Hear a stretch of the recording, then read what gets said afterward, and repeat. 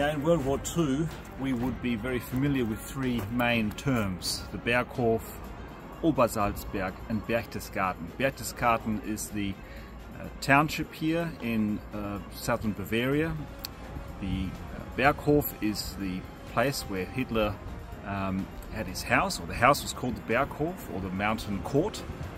And the other term is Obersalzberg, which is a locality here, and it means the higher salt mountain.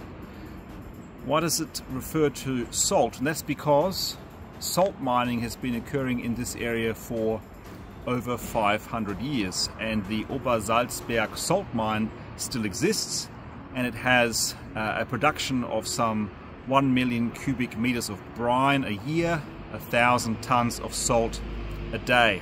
Associated with a salt mine is the fraternity of salt miners, or a Zunft as you'd say in German, and they operate very similarly to Freemasons in stonemasonry. We're going to have a quick look today at a typical salt mine in this region, and in World War II many treasures were hidden deep underground. There's some 40 kilometers of tunnels going many kilometers deep into the mountain here at the Obersalzberg, and the Allies found billions of dollars worth of gold bullion in these mountains, and it's quite possible, if not quite likely, that there are some secret tunnels that still exist with Nazi gold within them.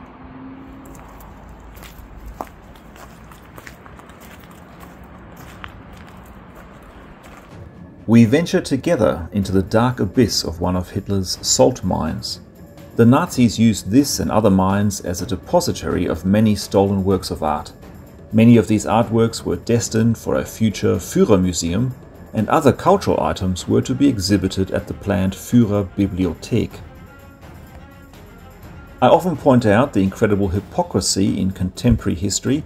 An example is when I see movies or read books about stolen Nazi art, and this is usually reported within a narrative which suggests the Nazis were somehow unique in stealing artwork and other items during conquests.